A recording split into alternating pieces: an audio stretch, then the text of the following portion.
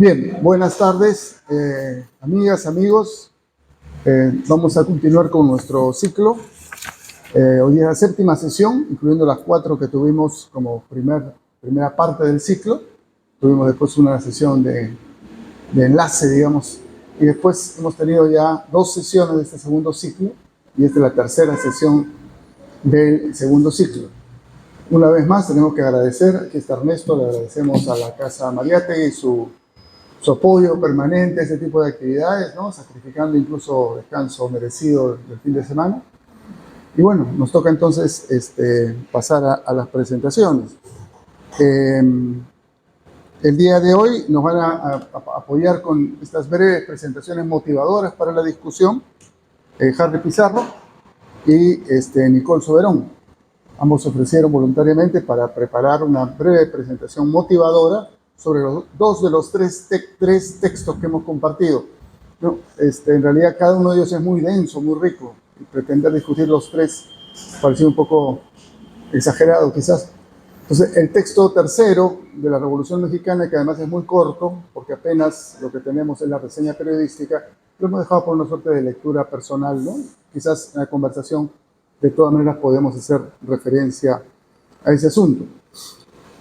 Bien, antes de darle entonces la palabra a nuestros 2 ponentes, digamos así, presentadores, simplemente recordar, compartir, recapitular algunas de las ideas que están incluidas en las notas que hicimos circular hace unos días como motivación para esta reunión, ¿no? Una de ellas, o sea, una primera idea que me pareció importante llamar la atención, es esta construcción político-cultural que tiene tiempo en la historia moderna, ¿no? Que es la idea del Oriente, ¿no? Oriente. Bueno, ya en las notas se explica un poco cuál es el origen de este término. Hay un extraordinario estudio de un marxista palestino norteamericano, Edward Said, Orientalismo, muy bueno, que si bien se concentra en el Oriente Medio, ¿no? La parte de Siria, Palestina y alrededores, nos ayuda a entender cómo se ha ido construyendo esta visión exótica de Oriente, ¿no? Y curiosamente esa visión exótica, distante, de un mundo misterioso, mágico, pero inmóvil, está presente en la obra juvenil de Mariátegui puntualmente, porque es un tópico de la literatura modernista. En particular Rubén Darío, por ahí encontré un texto que está mencionado en las notas que hemos compartido, de un gran mariateguista o un amautista, Estuardo Núñez, justamente sobre el tema de Rubén Darío y la construcción, este orientalismo, ¿no? Y si uno lee la poesía de Rubén Darío, permanentemente están apareciendo estas figuras exóticas orientales, ¿no? Aladino, ¿no? Un poco ese mundo de estos relatos. Bueno, en fin, eso como una idea, ¿no?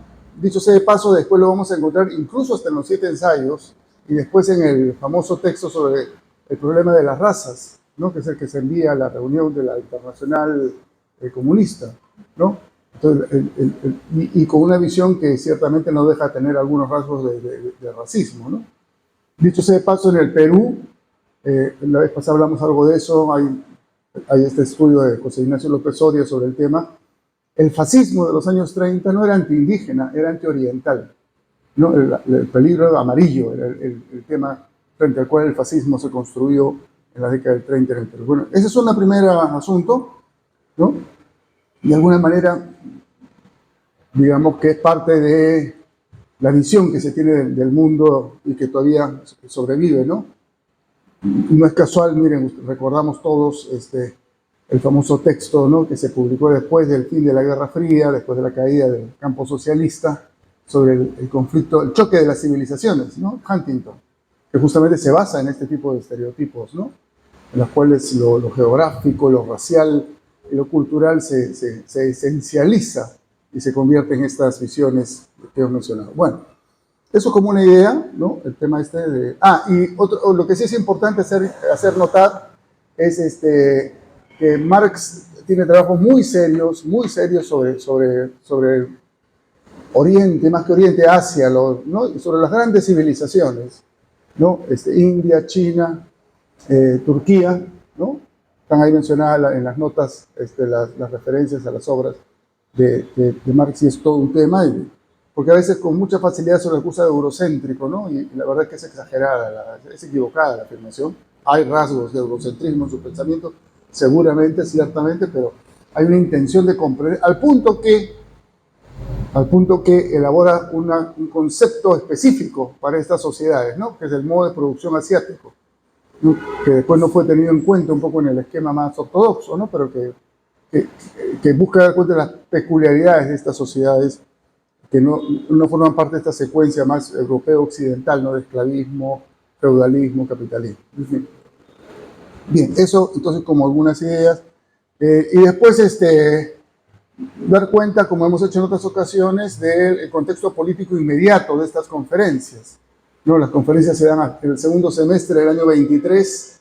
Ya en ese momento, y Mariátegui los conocía porque él estaba al tanto, al punto que hay una cita larga de Zinoviev en la conferencia, ¿no es cierto? Ya en ese momento, la Internacional Comunista había llegado a la conclusión, incluso en el año 22, y esto está muy claro, de que no iba a haber una revolución en Occidente, y que lo que sí había era una gran efervescencia en este llamado Oriente, ¿no? Y que en todo caso por ahí estaba el camino de la revolución mundial, con todos los problemas que eso tenía, ¿no? Hay unas discusiones muy intensas, ¿no? En el seno de la internacional sobre cómo relacionarse con estos movimientos, cómo caracterizarlos, ¿no? Habían posiciones, menciono ahí, hay un marxista muy importante en el movimiento comunista, hasta que en los años 40 me parece apuró y se convirtió en una especie de místico, el hindú, Roy, ¿no? Que es fundador del Partido Mexicano además, y después es fundador del Partido de la India, aunque en la India creo que no estuvo mucho tiempo. Y él era un radical, o sea, él logró que en el cuarto Congreso Internacional se retire un párrafo que era mucho más concesivo, digamos, con los movimientos nacionalistas, ¿no? Tenía una posición más clasista, digamos, rígida probablemente, en fin, es un tema a discutir seguramente, ¿no? Pero hay este cambio, ese es el contexto, ¿no? Hay un cambio que está pasando en el mundo, pero como hemos insistido mucho acá, y yo creo que es un punto central hoy día en la discusión, ver los procesos desde adentro, ¿no? No es que la Internacional inventó movimientos para un poco salvarse o salvar a la Revolución Soviética, sino que se dio cuenta que había una efervescencia nacionalista revolucionaria muy fuerte, en todo lo que no era Europa, por no usar el término Oriente, ¿no? Muy fuerte, que tenía razones propias, endógenas, ¿no? No era fruto de no había, además la presencia de los movimientos socialistas, comunistas era muy pequeña en esos contextos, ¿no?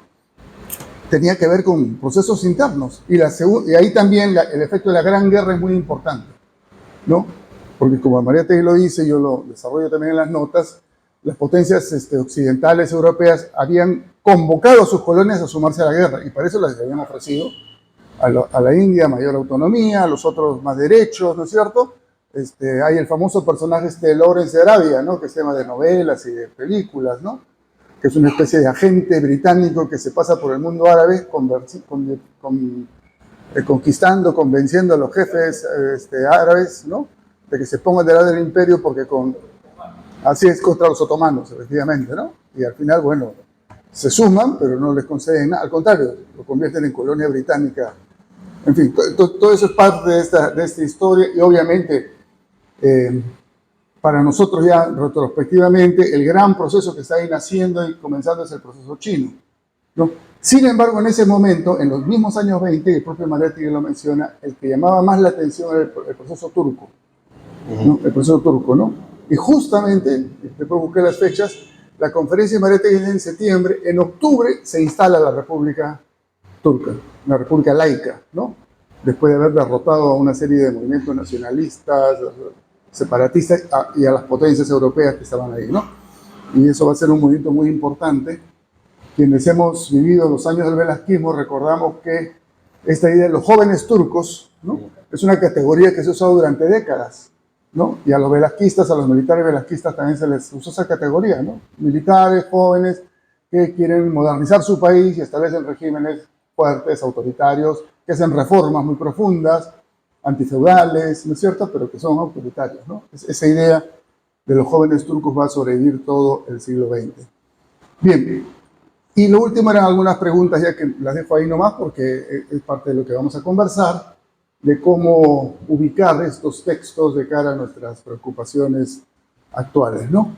Bien, entonces con esas, recordando esas precisiones, pasamos entonces a escuchar a nuestros dos ponentes, ¿no? En primer lugar a Harry, que nos va a hablar sobre la primera conferencia, ¿no? Y después a Nicole sobre la segunda. Adelante.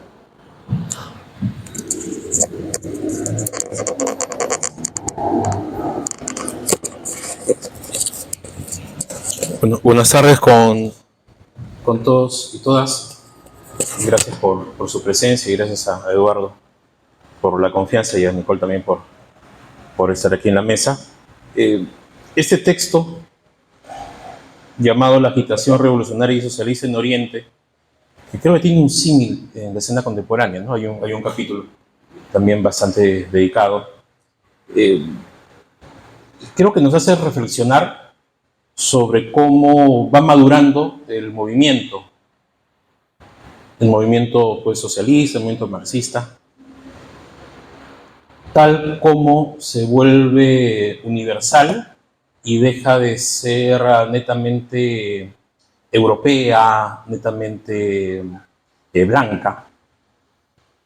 Y creo que es importante porque Mariátegui aquí, en ese texto breve, pero bastante rico, diría, bastante denso, habla también de la necesidad de colonizarnos, concepto que ya luego fue desarrollado por otros autores, conocidos por todos, Quijano, etc. De colonizarnos y también ver las distintas formas de desarrollar el socialismo. El caso más fuerte que señala la Mauta es el cambio entre la primera y segunda internacional, ¿no? La primera, disculpen, la segunda y la tercera internacional. La segunda internacional era bastante eurocéntrica, bastante blanca, inclusive dentro de la clase proletaria. Había una falta de solidaridad, una falta de empatía, un desconocimiento, ¿no?, con los movimientos que no estaban en Europa. En cambio, ya en la tercera internacional es mucho más ecuménico. Y creo que también va por el tema que señalaba de la maduración del movimiento. Pero también creo que es importante entenderlo en clave civilizatoria, porque es una lucha o es una apertura, y creo que también es bastante actual, en no ver la realidad con ojos occidentales, sino también ver la realidad con nuestros propios ojos. Y ver con nuestros propios ojos es justamente quitarnos esas ataduras, entre comillas, ¿no?, esas ataduras occidentales, y verlo en el concepto de Oriente.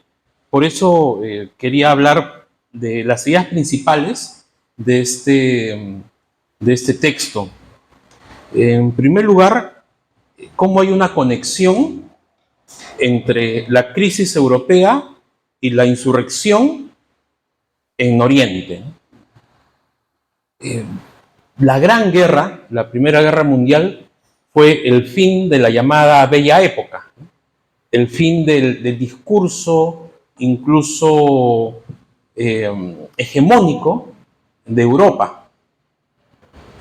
Ese discurso cultural que iba también acompañado con la expansión del imperialismo, la expansión colonizadora o colonialista del imperialismo en los diferentes mercados, y el intento de asociar a los trabajadores europeos, asociarlos y sumarlos a la explotación de los pueblos coloniales. Temática bastante también vigente, ¿no? Siempre se decía que los grandes privilegios de la clase proletaria en Europa, pues se basa también en la explotación de la clase proletaria en el mundo. La otra idea principal que he encontrado aquí en el texto son los motivos para la insurrección en Oriente. Y uno de los principales motivos es que en esa clave que yo señalo, y yo invito a reflexionar si podría ser una clave liberalizadora, una clave decolonialista, una clave anticolonial, es que pierde esa superioridad, que se pierde el respeto, ¿no? Señala Mariátegui, supersticioso por la civilización occidental. Producto pues de los millones de muertos en Europa, ¿no? en la guerra de trincheras de la Primera Guerra Mundial. Ya pierde esa autoridad moral, podríamos decirle, que también es liberalizadora.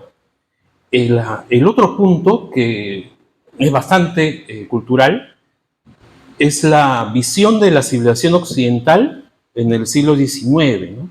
Esa división entre civilización y barbarie, tan Morgan, ¿no? que estuvo vigente hasta la primera mitad del siglo XX, ¿no? Si lo vemos, y es más, creo que está hasta vigente en la actualidad, ¿no?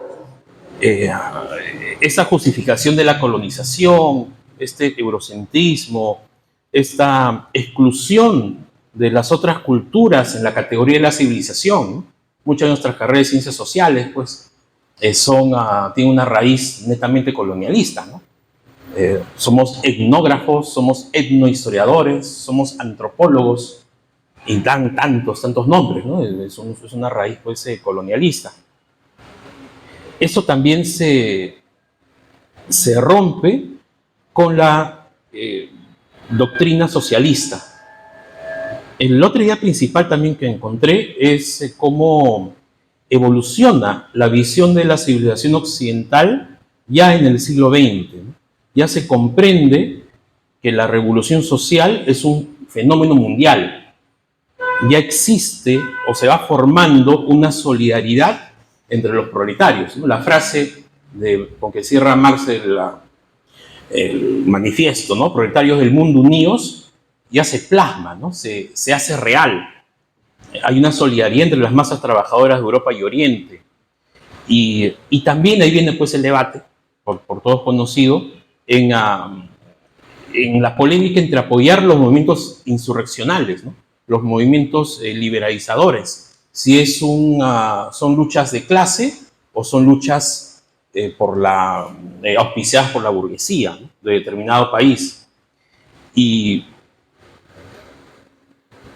ahí viene también lo que señalé al inicio, que no quiero redundar, cómo cambia, ¿no? El enfoque de la Tercera Internacional, su enfoque hacia el Oriente, la necesidad de incluir imperiosamente al Oriente en la Revolución Mundial, y cómo cambia la actitud de los partidos socialistas hacia esta cuestión colonial, ¿no? Los partidos socialistas han comenzado, ¿no? Señala pues, el autor, a interesarse más en la cuestión colonial y a reconocer la necesidad de combatir la opresión en el Oriente. Entonces, finalizo con que ya en 1924, que es fecha de este texto de la Mauta, para ese entonces, 100 años, ¿no? Exactamente, la Mauta señalaba que ya estaban hechas, dadas las condiciones históricas para la liberación del Oriente, ¿no? Por la falta de autoridad moral o material de Europa sobre los pueblos colonizados, y más allá de la comparación que hace Mariátegui sobre la liberación o las luchas, lo que nosotros llamamos pues, las guerras de independencia, ¿no? Del siglo XIX, que eso se debería plasmar en diversas partes del mundo, pues cada movimiento, especialmente en el Asia, tiene otro sesgo, ¿no? Creo que está en los antecedentes, ¿no? Del Kuomintang y después cómo va dando forma década después con el triunfo de la revolución pues, de China, ¿no? Ya es una lucha de clase, de la clase trabajadora, ¿no? De la clase proletaria, de la clase campesina, a diferencia de las luchas aquí en el siglo XIX, que son pues de la burguesía, aunque ya es un tema también bastante complejo para conversarlo. Y bueno, eso, ¿no? Quisiera lanzar como pregunta, si hace 100 años el Amauta decía que las condiciones históricas para la liberación del Oriente ya estaban dadas, ahora las siguen estando, sigue vigente. Es algo que invitaría a la reflexión, más aún en épocas actuales, posmodernas, en que se habla pues de como le dicen, tecnofeudalismo, ¿no? Ya no recuerdo bien los términos, tecnocapitalismo, que ya el capital ya no es el mismo, que Jeff Bezos y Amazon, ¿no? Que las industrias ya no son importantes, por ello es todo relativo, ¿no? Estamos hablando que son las condiciones vigentes, pero una liberación de Oriente, una liberación también civilizatoria. Esa sería la última reflexión, claro, esa desde el marxismo, desde el socialismo. Muchas gracias. Muchas gracias, Harry. Creo que nos ha dejado así varias ideas, fuerzas centrales para conversarlas y una pregunta muy, muy importante. Bien, a continuación entonces, Nicole, tienes la palabra.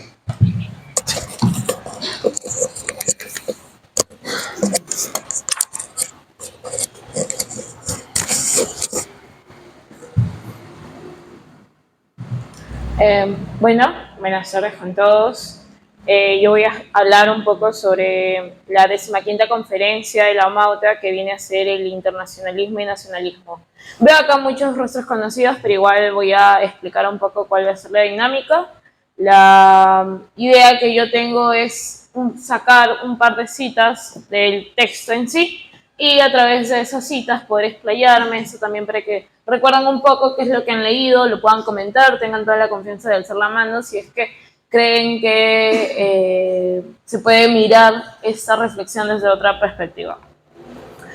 Bueno, lo que recalco, la primera cita que he podido sacar de esta conferencia y que es al inicio en sí, es que dice: el internacionalismo no es únicamente un ideal, es una realidad histórica. ¿Por qué menciona esto Mariátegui? Bueno, centrándose en las ideas de Hegel y Marx, nos menciona que no vendría a ser algo utópico. ¿Por qué? Porque en sí es una realidad actual, es una realidad naciente. ¿Y esto por qué se va a dar? Porque a través de el capitalismo, del Estado burgués, es que se va a dar esta consecuencia, por así decirlo. Asimismo, menciona o justifica esta afirmación diciendo que en sí no vendría a ser una utopía porque el individuo tiene esta capacidad de anhelar algo, pero que sí se puede cumplir. Esto, si lo sacamos un poco y lo llevamos al análisis, lo que nos dice es que sí, el ser humano puede lanzar una teoría, pero lo que hace es que esta teoría en sí se vuelva a la praxis. Acá, por ejemplo, nos comenta un poco sobre las muchedumbres, que en sí las muchedumbres no tratan de ser utopistas, tratan de ser realistas. Menciona un ejemplo muy común, como para que se pueda entender la idea que él está dando, y menciona en sí el socialismo. En socialismo, si bien él afirma que nació a través de la gran industria, el ideal que posee no es el de socializar la propiedad. ¿Por qué? Porque para los socialistas esto sí sería algo imposible, sino que ¿qué es lo que pretenden o qué es lo que buscan? Buscan en sí una adquisición de un poco de la propiedad individual. Entonces, es esta diferencia que él trata de mostrar a lo largo de la conferencia y es a través de otros tópicos que ya voy a mencionar que él lo justifica de manera más desarrollada. Algo también que lo relaciona es que en sí existe una relación de causa y efecto. ¿Por qué? Y lo menciona con la siguiente cita, que es que a través del crecimiento de las grandes industrias, el surgimiento de las grandes fábricas, se va a arruinar en sí a la pequeña industria, al pequeño artesano, pero esto va a causar la posibilidad, va a crear la posibilidad de la realización del socialismo y va a tener o va a generar entre la muchedumbre la voluntad de llevar a cabo esta realización. A través de este ejemplo es que él nos menciona que en sí esto va a ser una causante para que exista o se crea una conciencia de clase. Y es por eso que él menciona que no es una utopía, no es un ideal, no es algo que se fantasea, sino que es una nueva realidad social que está en base a la nueva realidad económica que existe. Bueno, otra cita que he podido recalcar y es la siguiente. El capitalismo dentro del régimen burgués no produce para el mercado nacional, produce para el mercado internacional. Su necesidad de aumentar cada día más la producción lo lanza a la conquista de nuevos mercados. Esta va a ser otra de sus justificaciones porque lo internacional, el internacionalismo en sí, para ser más específicos, es algo que ya se está dando en el presente, no es algo que se va a dar a futuro, sino que poco a poco se está demostrando con mayor presencia. ¿Y por qué nos dice esto? Porque él afirma que en sí hay un tejido internacional de intereses económicos.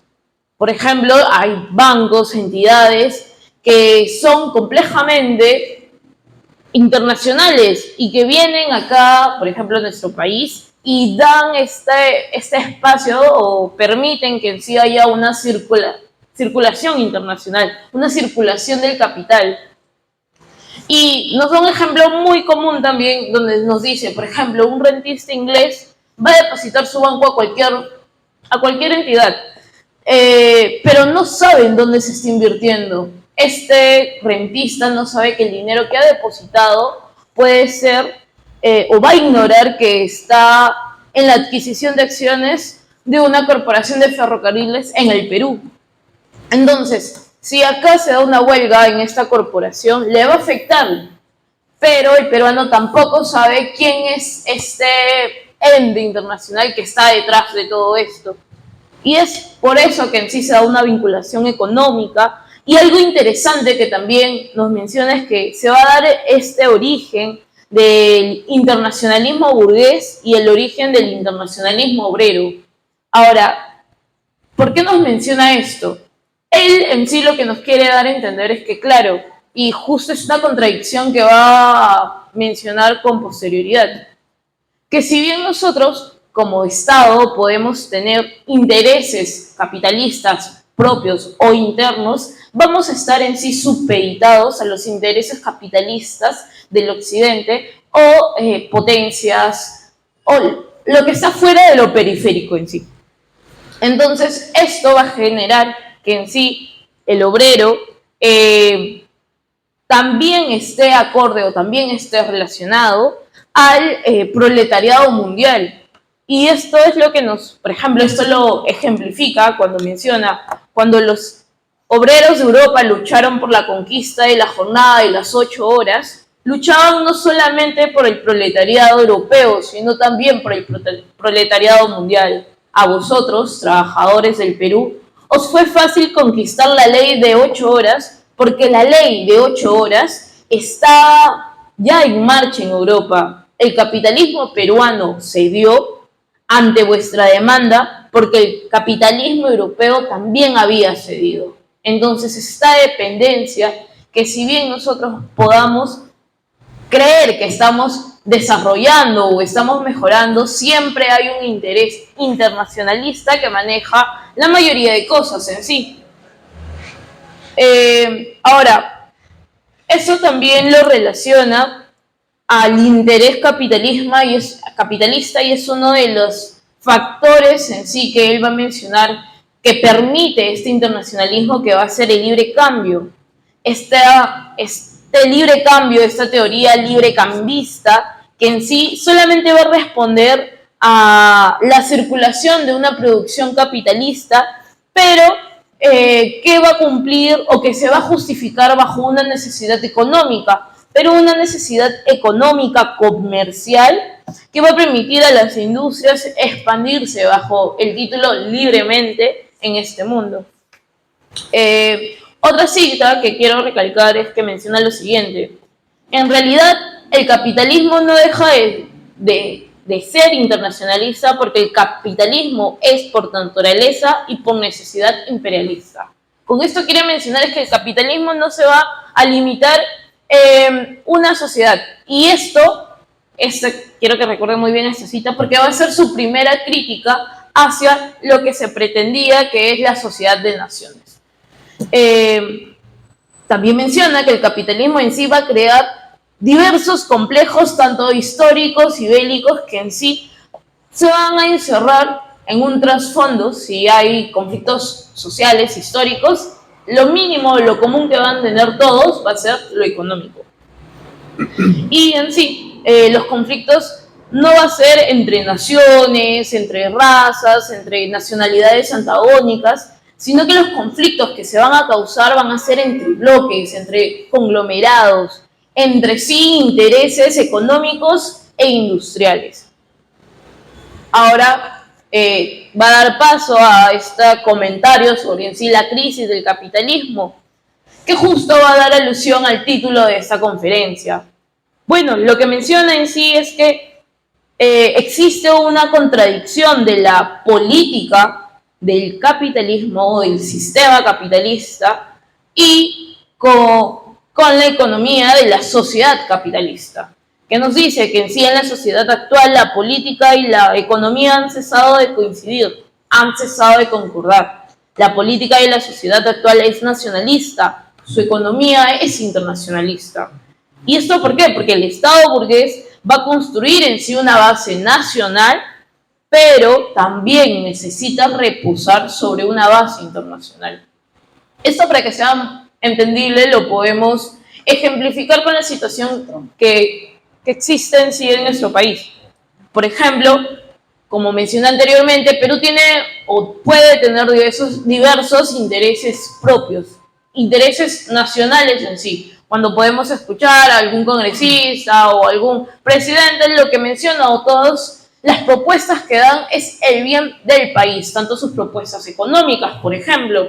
Pero si bien se desarrolla un espíritu nacionalista, como mencionan acá, igual estamos supeditados, lo periférico se encuentra supeditado a lo céntrico.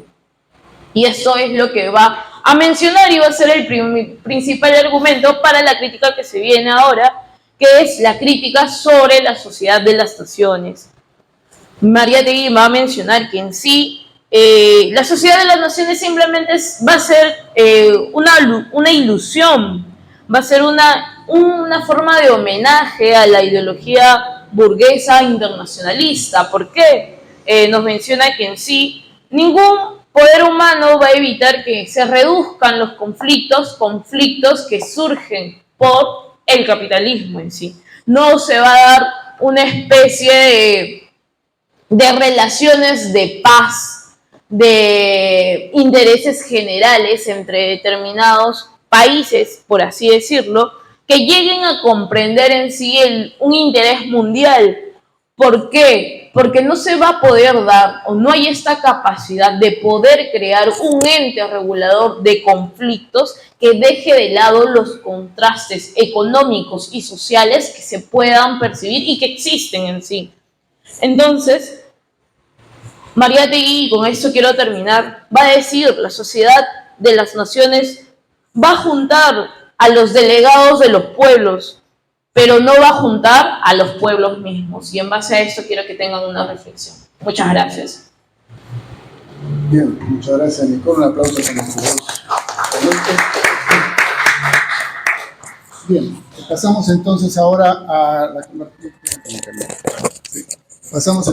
la conversación abierta, ¿no? Intervenciones sobre las ideas que hemos escuchado u otras que nos ha suscitado las lecturas del texto, y como siempre buscando ser fieles con el texto, pero no restringirnos al mismo, ¿no? Sino al contrario. Muchas gracias. Muchas gracias. Bien, a ver, ¿quiénes quieren intervenir? Aquí tenemos el micrófono. Adelante, a ver, Hernando, adelante. Y quiero destacar sobre todo el método de Mariátegui y el análisis de tanto del internacionalismo y el nacionalismo como de las revoluciones anticoloniales. La mirada de Mariátegui del mundo es la mirada de una totalidad contradictoria. Una contradicción que nace dentro del propio capitalismo, ¿no? Es una mirada dialéctica del mundo, es una mirada dialéctica de la realidad que parte de las mismas contradicciones del capitalismo, ¿no? Por ejemplo, señala la contradicción que existe entre la economía, ¿no?, el libre cambio, la necesidad del capital de expandirse, de superar las fronteras nacionales y las barreras de defensa que ponen también las burguesías nacionales para evitar la competencia de sus pares fuera de las fronteras, ¿no? Las aduanas, por ejemplo, señala él. En la conferencia anterior habíamos visto, cuando se hablaba de la crisis de la democracia, justamente esa contradicción que existía entre la forma política, democrática, burguesa, el Estado burgués, el Parlamento burgués, y la propia economía, la propia esencia del capital. Hasta se señalaba que la propia lucha de clases, las disputas entre las clases sociales, incluso se resolvían fuera del Parlamento. Bueno, yo creo que Mariátegui continúa esta manera de reflexionar el problema y, por ejemplo, señala que la expansión del capital conduce, pues, a la disputa por los mercados, a la colonización del mundo y con ello también a la guerra. Eso fue la guerra imperialista del 14, ¿no? Y esta, a su vez, genera la necesidad de negociaciones entre los propios contendientes y después conduce a la sociedad de naciones como una expresión de lo que llama Mariátegui el internacionalismo burgués. Es decir, los problemas son internacionales, los problemas son mundiales, entonces las naciones, las burguesías tienen que darle también una solución, una salida que comprometa a todos. Y esa fue la intención, de alguna manera, de la sociedad de naciones. Pero asimismo, el propio capital ha generado la clase obrera, y esta clase obrera es también internacional, ¿no? A su vez, se señala también que la guerra, incluso antes de la guerra, la expansión imperialista había generado, pues, la colonización de vastos espacios del mundo en África y en Asia, ¿no? Y esa explotación colonial señala claramente Mariátegui que se busca que esta explotación colonial sirva para sostener los gastos de la guerra, para que la clase obrera europea no se sienta tan afectada por los gastos de la guerra y por lo tanto se levante contra la burguesía, ¿no? En ello ve Mariátegui, junto con la Internacional Comunista, la posibilidad de la revolución mundial. Es decir, las posibilidades de la revolución mundial no se han agotado.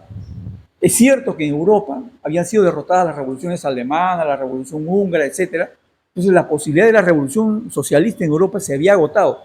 Pero el germen revolucionario, la chispa revolucionaria, se había asentado también en otras partes del mundo, particularmente en los pueblos coloniales, y eso le da la posibilidad a la revolución, al movimiento socialista, de continuar con la lucha por la revolución mundial. Eso también es otro tema que creo yo que es importante que nosotros lo retomemos, porque nuestra mirada ahora del mundo suele ser una mirada muy provinciana. Estoy hablando de nosotros, de los peruanos, ¿no? Por lo menos de la izquierda peruana, que tiene una mirada muy provinciana, ¿no? Nosotros no vemos los problemas del mundo, no vemos los cambios en el capitalismo, no vemos los movimientos sociales en otros lugares, ¿no? A veces expresamos nuestra solidaridad, pero casi como un acto religioso, lo que está pasando, por ejemplo, en Palestina, ¿no? Lo que ocurre con la guerra de Ucrania, ¿no? Entonces, yo creo que esa visión tenemos que cambiarla y tener esa mirada totalizadora del mundo como una totalidad contradictoria. Gracias, Hernando. A ver, ¿quién más se anima? Ahí, sí. Sí, a mí me llama mucho la atención Un poquito más cuando... fuerte, porque el micro sirve para la transmisión, sí, pero para la sala tienes que hablar fuerte. Ya. Ya. Bueno, a mí me llama mucho la atención cuando Mariátegui habla de que en Oriente no se está desarrollando una guerra social, sino una guerra política. Y creo que ahí se puede hacer un símil con este trabajo que tiene Tida Skocpol sobre el Estado y las revoluciones sociales, porque ella lo que habla es de que son contadas las revoluciones sociales y la mayoría de revoluciones son revoluciones políticas. Incluso los fenómenos de independencia, ¿no? Las independencias latinoamericanas, lo menciona también Mariátegui en el último párrafo, ¿no? O sea, hay diferencias en cuanto al contexto histórico en el que surgen las independencias latinoamericanas y las independencias asiáticas y africanas, pero finalmente obedecen al mismo proceso. Esto no quiere decir que en revoluciones nacionalistas o en guerras políticas la participación de los sectores populares esté excluida, ¿no? Y creo que eso es lo que se tiene precisamente que ver, y los comunistas debemos de observar con mucho detalle que sí podemos participar de estos fenómenos más abiertos, ¿no? Justamente para darle cierta dirección política, ¿no? Muy buena tu observación, revolución política y revolución social. Sí, adelante, a ver. A ver, buenas tardes. Mariátegui habla, ¿no? Cuando habla del internacionalismo y el nacionalismo, habla de la suerte de contradicción que hay en los estados capitalistas de su tiempo, ¿no? Porque tienen un impulso internacionalista, ¿no? El capitalismo busca ser internacionalista, pero a la vez los estados están configurados de una forma nacionalista y compiten entre ellos, ¿no? Incluso el capitalismo se transforma en una competencia entre distintos mercados de distintos países, ¿no? Ahora, yo siento que en Mariátegui también esas distintas ideas causan una especie de distintos discursos, ¿no? De una especie de disputa interna, ¿no? Porque Mariátegui cree en el internacionalismo, pero también busca ver cómo se pueden incluir las reivindicaciones nacionalistas sin caer, ¿no? En el nacionalismo más reaccionario, ¿no? Y eso va un poco en la onda de la Unión Soviética del tiempo que le tocó vivir, ¿no? Claro, en ese momento ya estaban ocurriendo las revoluciones anticolonialistas en distintas partes del mundo, ¿no? La Revolución Mexicana y la China, que también tenían unas grandes auras nacionalistas en ese tiempo. Pero también no es casual que haya surgido en Rusia, ¿no? En la Rusia de ese tiempo, todo ese movimiento por la autodeterminación, ¿no? La Rusia que tenía múltiples nacionalidades, que durante el siglo XIX habían sido constantemente tratadas de suprimir en nombre de la rusificación, ¿no? Y cómo dentro del mismo Partido Socialdemócrata Ruso surgen distintas nacionalidades con sus propios espacios autónomos, ¿no?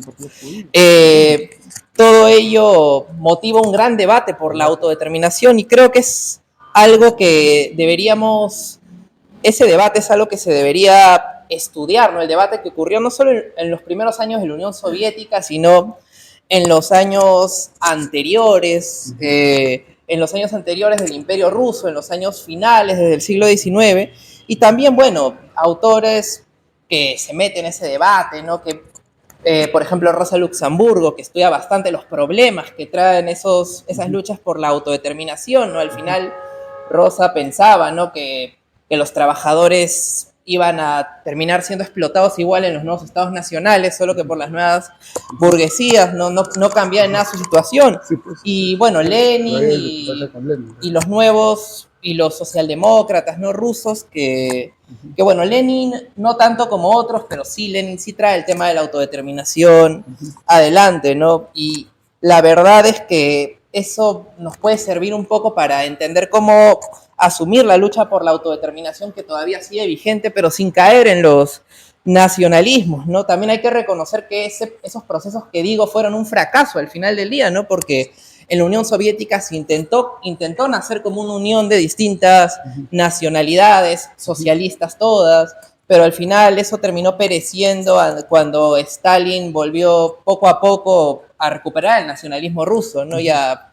frenar a las minorías, a quitarles poco a poco derechos, y al final eso derivó en la caída de la Unión Soviética frente a nacionalismos, ¿no? Y también otros que lucharon por la autodeterminación en esa Europa. Podemos pensar en los judíos, ¿no? Y sus movimientos autonomistas durante la primera mitad del siglo XX, fracasaron también, ¿no? Murieron en el Holocausto al final del día, y claro, el sionismo terminó venciendo dentro del pueblo judío, ¿no? Al final, bueno, estos son temas que hay que debatir, ¿no? Y sobre la globalización, ¿no? Por último, ¿no? Que es un tema muy importante. Había una pregunta que quedó ahí también pendiente sobre cómo ha evolucionado este capitalismo internacionalista hoy en día. Bueno, ha evolucionado bastante, ¿no? Si Mariátegui ya se maravillaba por las comunicaciones que había en su tiempo, ¿no? En 2 minutos llega el resultado del match de box en Nueva York. Hoy día llega en menos de un segundo, ¿no? El resultado podemos verlo prácticamente en vivo. La interconexión global ha llegado a su máximo prácticamente. Pero a pesar de que, y bueno, también la economía se ha internacionalizado, la globalización, como se viene hablando hace 40 años, pero los problemas siguen y el nacionalismo sigue, ¿no? El nacionalismo al final del día, no el socialismo, ni el capitalismo internacionalista, ¿no? El nacionalismo ha sido el gran vencedor como ideología del siglo XIX y el siglo XX, ¿no? Y hoy en día podemos ver cómo políticos de la derecha internacional, que hace unos años se hablaba de su liberalismo, se han vuelto proteccionistas, ¿no? Y también debates sobre cómo, qué país tiene menos leyes laborales, qué país paga menos impuestos, ¿no? Como para atraer más la inversión. Todo eso demuestra que la competencia entre estados dentro del capitalismo se mantiene, ¿no? Y eso evita el socialismo al final del día, ¿no? El socialismo tiene que ser global o no puede ser, ¿no? Y creo que eso entra en todo este debate sobre hasta qué punto podemos hablar de autodeterminación, hasta qué punto de nacionalismo dentro de un movimiento socialista global. Muchas gracias, brillante. A ver, atrás. A ver. Sí, gracias. Y después Eduardo González. Sí, unas 3 cosas que las tengo más claras, tengo más, pero luego las comento. Primero quería retomar lo de Jorge, que me pareció muy importante, la distinción de Skopol de revolución política y revolución social. Y yo lo conectaba también leyendo el texto con la división que establece Gramsci de revoluciones en Oriente y revoluciones en Occidente, ¿no? Él tiene en los notas sobre Maquiavelo y en pasado y presente, tiene esta cuestión de diferenciar modos distintos de plantear la revolución en sociedades orientales y occidentales, dependiendo también a las formas específicas que adquiere la sociedad política y la sociedad civil, ¿no? Jorge mencionaba algo interesante acerca de las guerras de independencia, ¿no? Que fueron revoluciones pasivas, ¿no? O sea, fueron hechas desde el Estado hacia abajo, por la misma capacidad. Aricó mencionaba así como que se dio por la escasa capacidad de las sociedades para autoconstruir a sí mismas, ¿no? Por eso gran parte de nuestros procesos políticos son procesos jacobinos, ¿no? Son desde arriba, ¿no? Entonces, y ahí está la pregunta, ¿hasta cuándo uno puede, o sea, hasta qué punto puede uno tener al Estado como la mediación de lo social, ¿no? Y cuánto eso puede derivar efectivamente, no en una revolución socialista, o sea, por más que uno pueda radicalizarlas desde adentro, sino en procesos nacionales populares que al final lo que termina provocando son revoluciones democráticas burguesas, como el velasquismo, ¿no? O sea, mucha gente de la izquierda apostó, ¿no? Queriendo que podía llevar al socialismo, pero al final, bueno, los resultados fue una revolución democrática burguesa, ¿no? En segundo lugar, quería llamar la atención también acerca de, bueno, Mariátegui ahí habla del internacionalismo, habla también de la solidaridad obrera, no más allá de los países, pero creo que también hay que tener en cuenta una anotación, creo que importante, que es el significado que tiene la revolución bolchevique en ese despertar del Oriente, que tiene lugar en 1914 con el fin de la Primera Guerra Mundial, ¿no? Es un momento, hay justo revisado un libro de Villay Prashat, ¿no? Celia Rojas sobre el Tercer Mundo, ¿no? Que él mencionaba algo muy interesante, ¿no? Que la revolución bolchevique fue como que un punto de inflexión para que provocó un giro global hacia las luchas anticoloniales en los países del tercer mundo, ¿no? O sea, de un momento a otro, esta revolución contra el capital, ¿no? Que no fue una revolución que se desarrolló en el corazón de un país industrializado, sino un país predominantemente agrario, ¿no? Inspiró de pronto a un montón de movimientos por liberación nacional que veían como posible que la revolución pueda darse en países de capitalismo periférico, ¿no?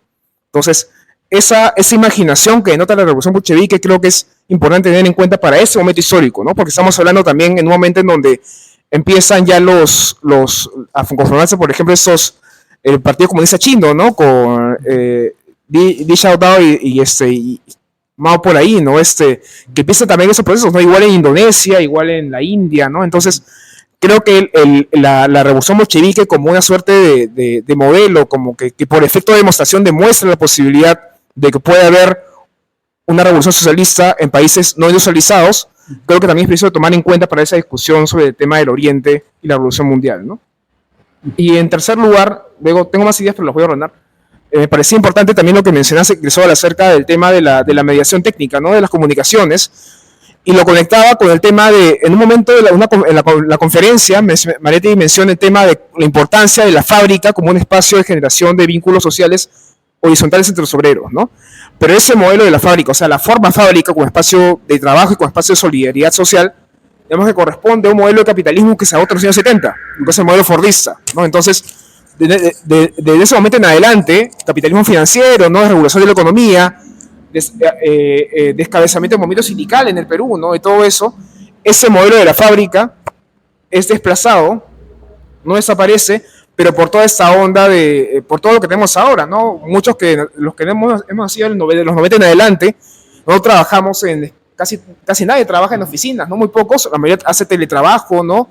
Es dueño de su propia fuerza de trabajo, no tiene un empleo estable, ¿no? Entonces, esa forma fábrica que era tan fundamental para generar vínculos de solidaridad entre los trabajadores en un espacio concreto, ya no se ha desdibujado hoy, y lo que tienes es un montón de gente astillada, ¿no? Sobreviviendo como puede en una condición de capital financiero. Entonces ahí está justamente cómo pensar esa solidaridad de clase en esos contextos de regulación de la economía, en donde justamente ese espacio, que era la fábrica en el siglo XX, no tiene la misma fisionomía que en el mundo del trabajo contemporáneo, ¿no? Y ya por último, también la dificultad que también supone pensar la revolución o el tema de la solidaridad en un contexto en donde hay que tener en cuenta también de que ese momento de la década del 10 y el 20 es un momento donde esa solidaridad se sostiene en toda una infraestructura técnica, mediática y también editorial, ¿no? Es un momento de revistas, es un momento de boletines, de folletos, es un momento de cartas, ¿no? Donde cumple también y toda esa generación, ¿no? De una cultura impresa socialista es algo que también está muy presente en cómo es que se genera esa solidaridad, ¿no? Ese bloque, esa esfera pública socialista, no contrahegemónica. ¿Qué pasa ahora donde la palabra escrita ha sido medianamente reemplazada por lo multimedia, ¿no? Por el TikTok, por las redes sociales, y donde no solamente la palabra escrita, ¿no? Sino la cultura impresa, que fue predominante para tejer esos vínculos de solidaridad en el proletariado mundial en ese momento, ha sido desplazada por esas nuevas formas de comunicación, no sé cómo plantear una alternativa socialista en condiciones multimediales, ¿no? Bueno, creo que eso por ahora, nada más. A ver, pasa atrás, está Eduardo González. Gracias, me paro para poderlos ver. Bueno, gracias por las presentaciones muy sugerentes y las preguntas que son muy rigurosas. Yo tengo un par de inquietudes, de preguntas sobre cosas que me quedan flotando como requiriendo más atención. La primera es esta atención permanente de Mariátegui por lo que hoy día llamaríamos seguramente un factor cultural. Pero él se refiere en la conferencia y también en los artículos que salen en Mundial, en Variedades, que más o menos son contemporáneos, tienen la misma temática. Está hablando de conceptos como el alma, ¿no? El alma turca, el alma oriental, ¿no? Se refiere al impacto del pensamiento religioso, ¿no? Está diciendo el Islam, se refiere a Gandhi y habla de la filosofía hinduista, se mete a leer a Tagore y saca interpretaciones de textos de Tagore.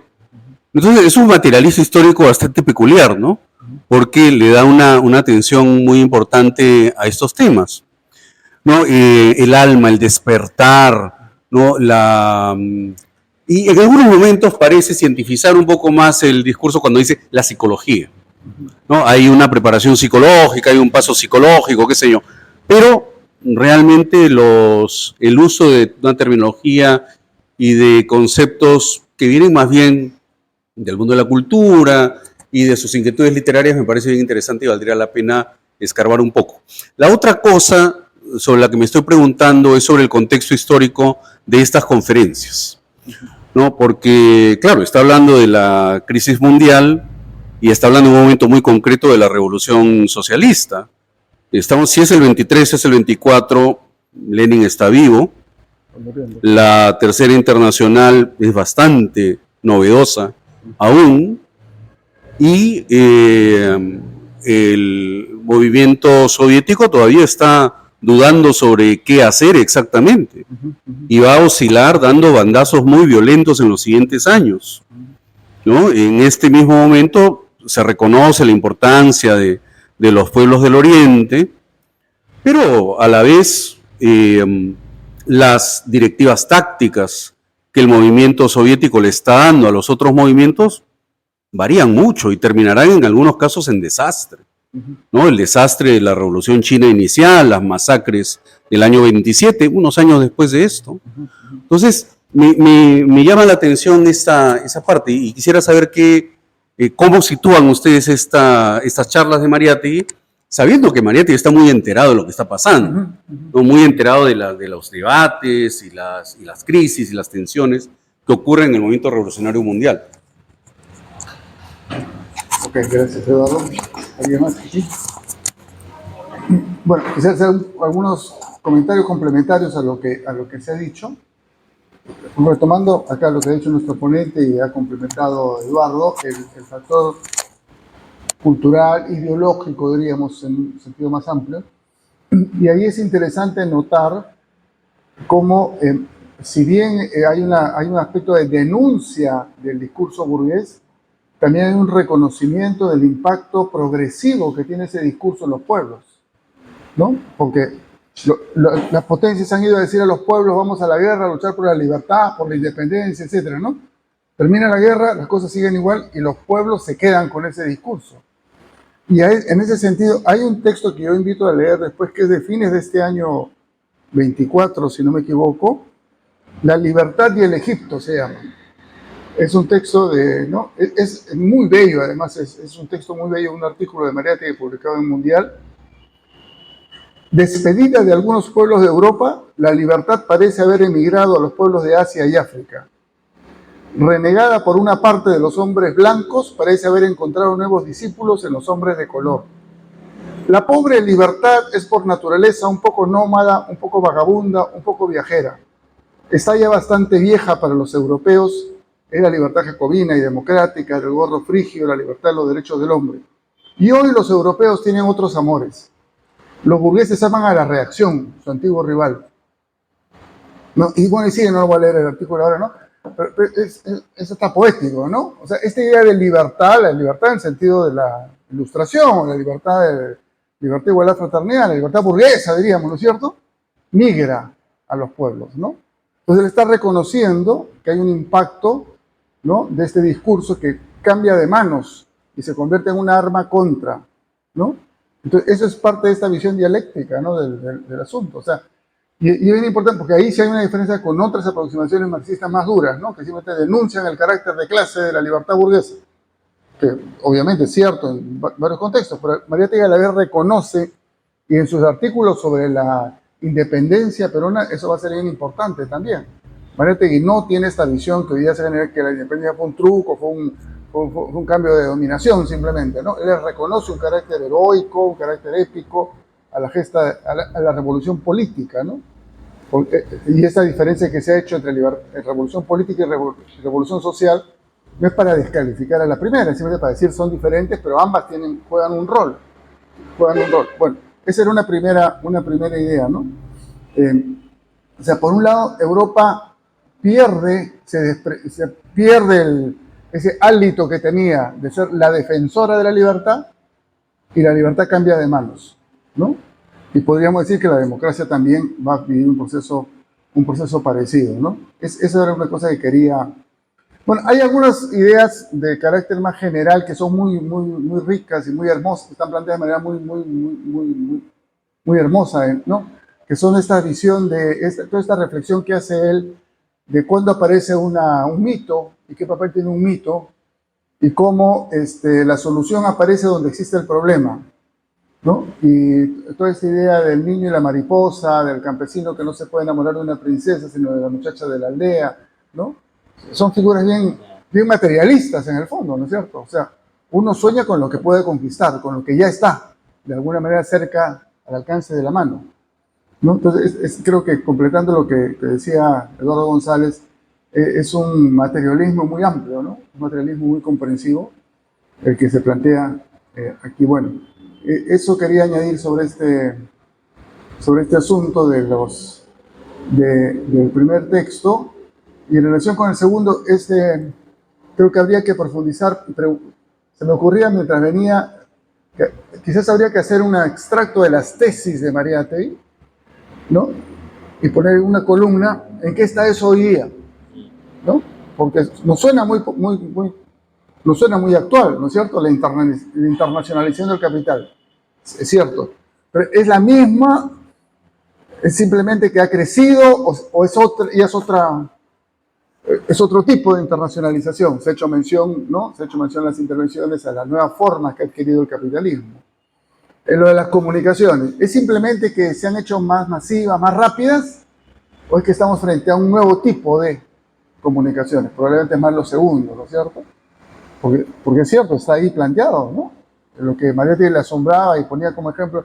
Eso creo que en un artículo juvenil, Ricardo, que lo tiene todo eso a la mano, hay un artículo de Mariátegui joven sobre esa pelea Firpo-Dempsey en Nueva York, ¿no? Firpo contra Dempsey, ¿no? Firpo era argentino, Dempsey era norteamericano, y eso se transmitía por cable, y en la puerta de la prensa había una pizarra, y cada vez que llegaba un cable resumiendo un round, aparecía alguien, escribía en la pizarra, ¿no? El round terminó y puntos para fulano, ya, todo el mundo veía. Esa era la forma de transmitir la noticia, ¿no? Y en determinado momento decía, lo noquearon, pues, knockout, ya, punto, ya se acabó ¿no?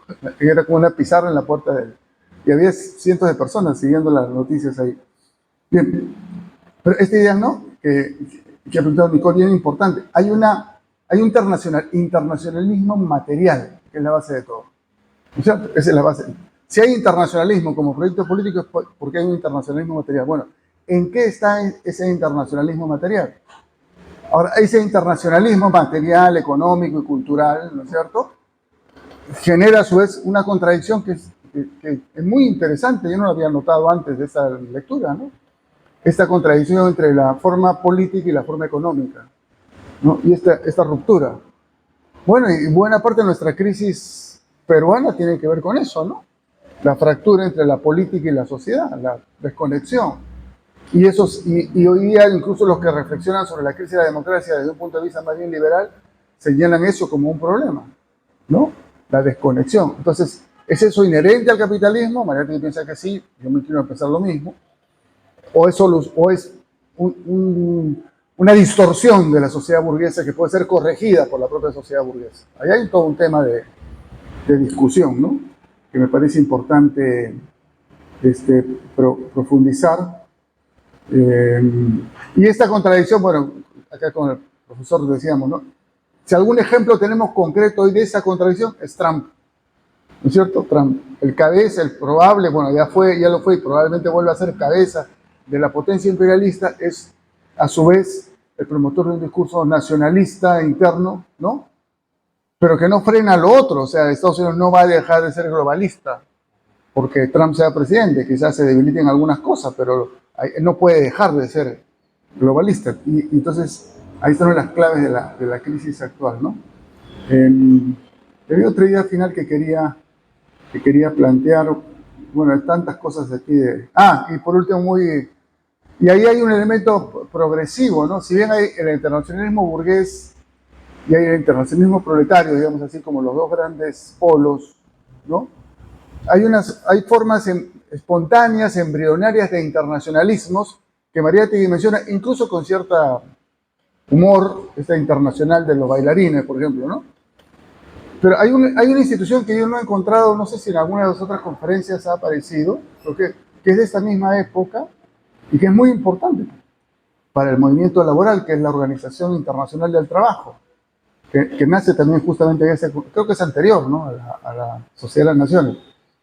Y es una internacional de negociación, porque ahí están los estados, los trabajadores y los empresarios.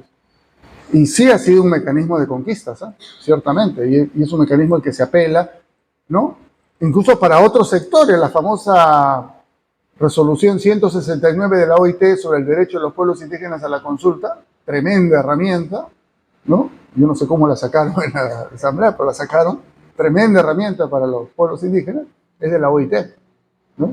Entonces, estos espacios internacionalistas, ¿no?, intermedios, digamos, ¿no?, la importancia que pueden tener, y bueno, ya la ironía máxima es esta idea de una internacional fascista, ¿no? Realmente ahí Mariotti se pasó, digamos, de irónico, pero acertó, ¿no es cierto? Y ahora que vemos a Vox apoyando a los de acá, ¿no es cierto?, y a Milei yendo y viniendo, etcétera, estamos frente a una internacional, ¿no?, que aparentemente sería lo más contradictorio, ¿no?, porque el fascismo es por esencia nacionalista y reaccionario y xenófobo incluso, ¿no es cierto? Y ahora resulta que... Y anticomunista, por supuesto, ¿no? Sí. Y ahí el tema que ha aparecido, que es bien, que aquí, claro, este es el primer momento de esa relación compleja entre socialistas, comunistas y nacionalistas, ¿no? Y creo que acá la tesis de acá es una tesis todavía muy simple, porque la cosa va a ser muy enredada. Ya a fines de la década del 20, y basta ojear la revista Mauta, la idea de que la Revolución Mexicana es media fascista está planteada, bueno, lo de China y el Comitán Reaccionario, ¿no? Entonces, las tensiones eran muy fuertes, pero siempre va a ser un desafío. ¿Qué hacemos con los movimientos nacionalistas? ¿Cómo nos vinculamos con ellos, no? Los turcos, estos turcos que hicieron esta tremenda modernización, masacraron a los comunistas en Turquía.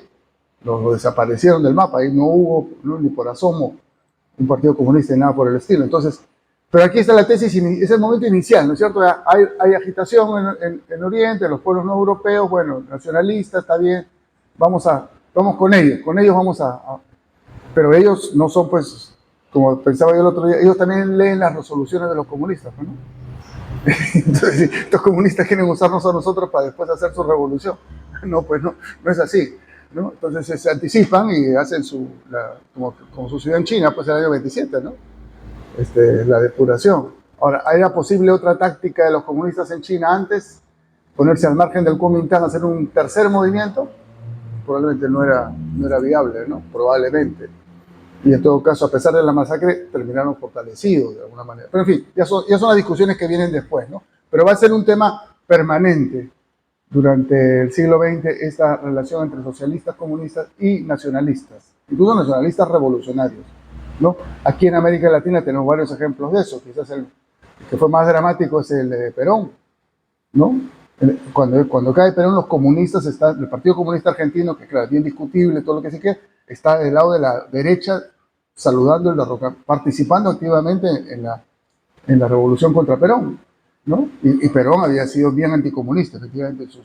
Y después vimos lo que pasó después, en los años 70, ¿no? Entre la derecha peronista y la izquierda peronista. Entonces, ese es un tema, ¿no? Y se ha recordado acá de que si bien ahora en estos textos el tema nacional aparece como el tema de los pueblos del Oriente, o digamos los pueblos no europeos en general, creo que en conferencia anterior hicimos alusión a el tema nacional en Europa, ¿no? Y no es un tema del pasado, es un tema absolutamente contemporáneo, ¿no? Ha sido tema, y es tema de la política española central.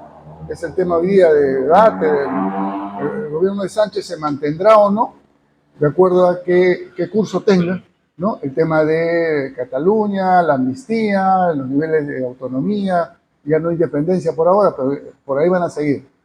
Y hay movimientos nacionales internos en el Reino Unido, bueno, en España, en Cataluña, el País Vasco, en otros países igual, etcétera, ¿no? Entonces, creo que, como bien se ha dicho, son temas que se plantearon a inicios del siglo XX, tanto en Europa como fuera de Europa, y que nos han acompañado todo el siglo XX, y que hoy algunos de ellos han recrudecido, ¿no? Han recrudecido porque, y está a la base esta contradicción entre la economía y la política en el capitalismo, ¿no? En fin, temas ahí a ser planteados. A ver, ¿alguna más intervención? Sí. Hay algo que nosotros Y fuerte. la presión.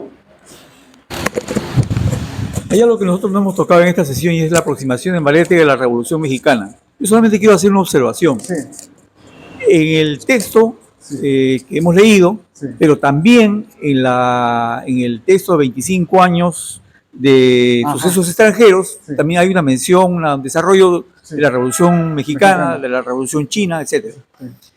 Y Mariátegui, refiriéndose a la Revolución Mexicana, no señala para nada a los revolucionarios de abajo, a Villa, a Zapata. Ah, El único que es mencionado es Orozco, Pascual Orozco, que después se traiciona a la revolución, ¿no? ajá. Pero es el único revolucionario de abajo que es mencionado por Mariátegui.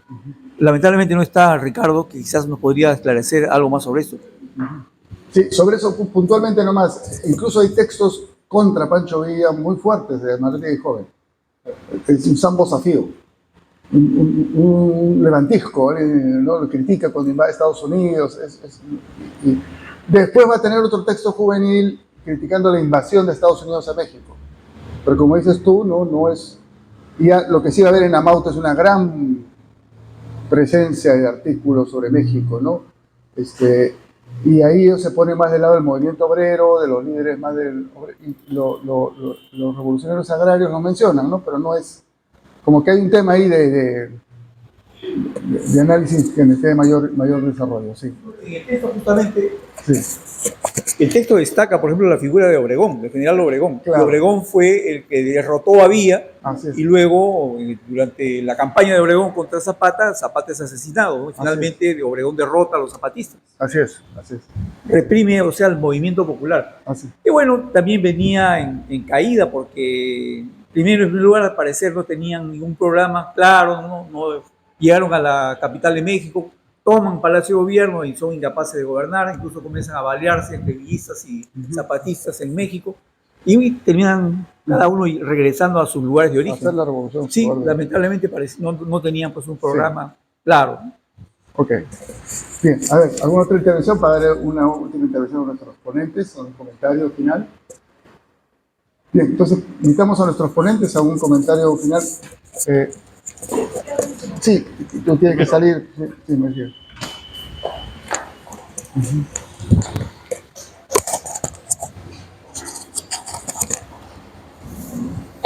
Bueno, yo quisiera centrarme un poco sobre el tema de la comunicación. Creo que es algo que se me pasó, pero recalcar la importancia de esto. ¿Por qué? Porque justo Mariátegui iba a mencionar que esta intensa comunicación que existe entre las naciones del mundo occidental, este perfeccionamiento y este crecimiento en sí, van a ser el tejido para que exista o sea proclive la humanidad internacionalizada y las comunicaciones en sí. Esta propagación de ideas de manera rápida, como mencionó tanto Eduardo como el compañero, va a ser no solamente que se transmite y se desarrolle las ideas, sino también la cultura en sí, que es un término que mencionaron anteriormente. También volver a recalcar esta dicotomía entre lo político y lo económico, porque es algo que sí, como Estado podemos, limitándolo a cada país, a Perú, podemos tener la intención de desarrollar algo nacionalista, esta competencia en otros mercados cercanos, pero al final siempre va a haber una dependencia ante lo extranjero, lo europeo, lo occidental, y es algo que, si bien se desea, como menciona Mariátegui, romper, no es algo que podríamos hacer en estos momentos. Solamente mencionar esto, pedir las disculpas del caso porque me voy a retirar por problemas personales, pero ahí lo dejo presente, los dejo acá con dos capos. Muchas gracias. Gracias a ti.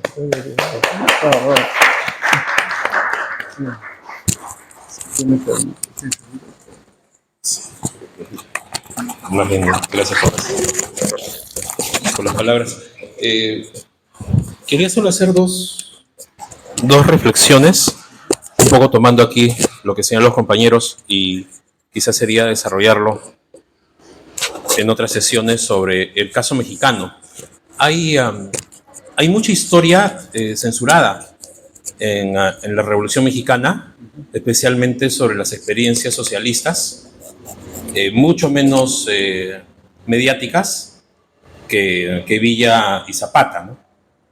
Ahora hasta se me apagó el celular, no recuerdo bien el nombre, pero hubo un caso que inclusive creo que ese año se cumple el centenario, o fue el año pasado, de un gobernador de Yucatán que estableció dentro de los años de la Revolución Mexicana leyes totalmente socialistas. Es más, convirtió a Yucatán en un estado socialista. Hay otro caso también que ahorita se me dio el nombre, y que fueron pues ahogadas, para variar, a sangre y fuego, ¿no? por las tropas, en este caso de Huerta.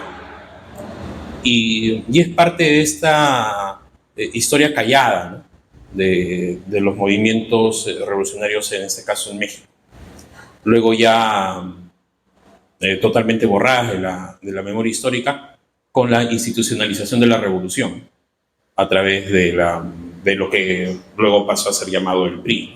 Un tema también interesante ahí para reflexionar. Pero quisiera tomar un poco lo que decía aquí el maestro Eduardo González.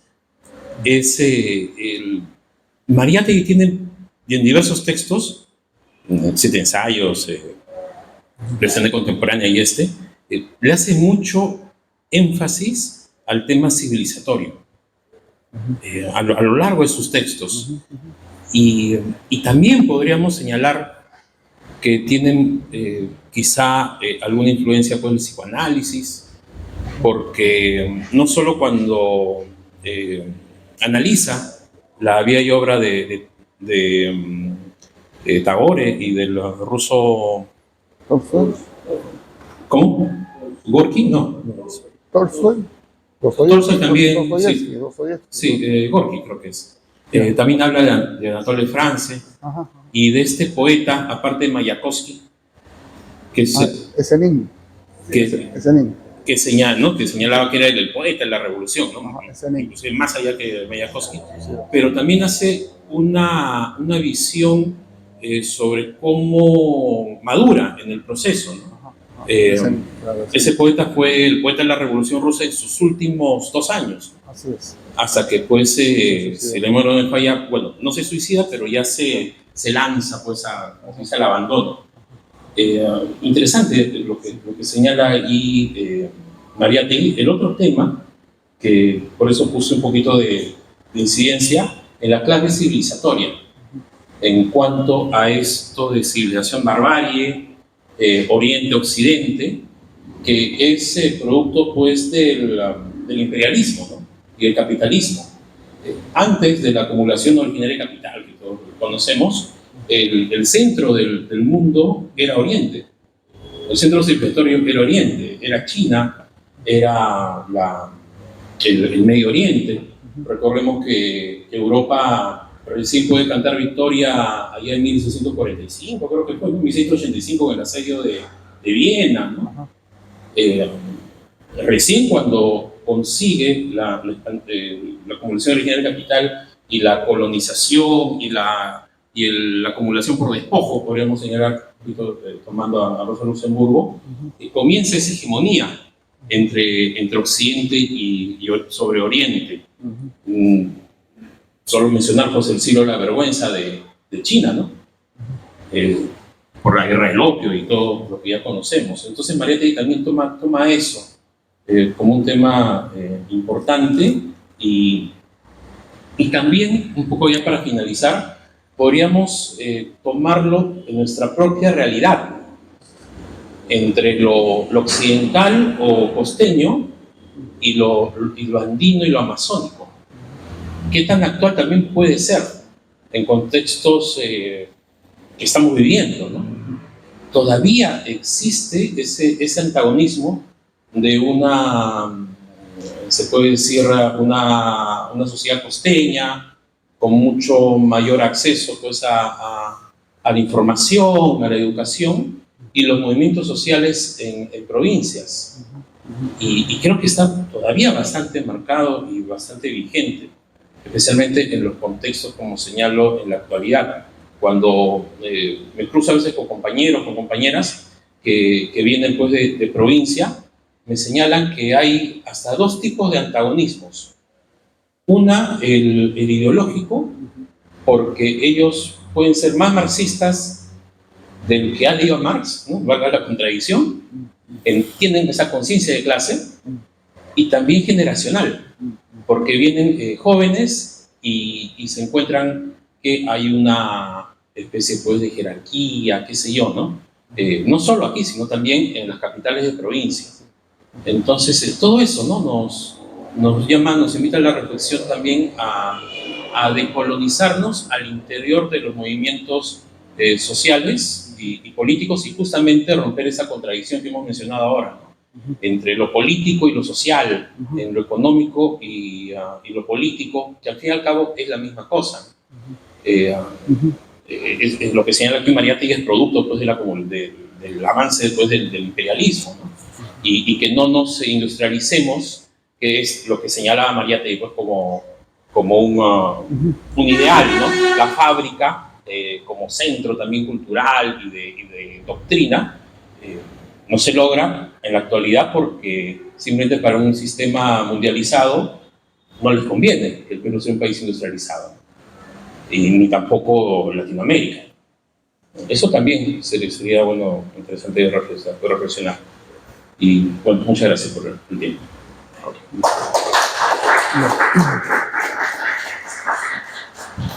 Gracias, profesor, por su contribución muy, muy valiosa. Simplemente quería dos cosas finales, ¿no? Una, reiterar la invitación a que busquen, quizás lo podemos poner incluso en el chat, este texto que realmente es extraordinario, es de noviembre del año 24 además, o sea, 2 meses después de estas conferencias, ¿no? Este texto que fue publicado en Variedades, La libertad y el Egipto, ¿no? Realmente es un texto muy bueno, muy profundo y muy bello y lo mejor del mariateguismo, del estilo de Mariátegui, ¿no? Además que una información sobre Egipto, las últimas elecciones, quién ganó, cuáles son las corrientes, las tendencias, ¿no? Realmente que revelan pues no solo sensibilidad, un trabajo intelectual y profesional, ¿no? Muy serio de parte de José Carlos. Eso es lo primero. Lo segundo, nuestra siguiente sesión, ¿no? La siguiente sesión, que es la última de este segundo ciclo, tiene como temas 2 textos, ¿no? Uno sobre los intelectuales, ¿no? Y el otro sobre la crisis filosófica. Es obvio que hay una conexión entre ambos asuntos, ¿no? El tema de los intelectuales, la crítica, ¿no?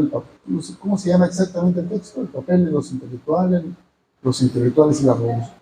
Los intelectuales y la revolución.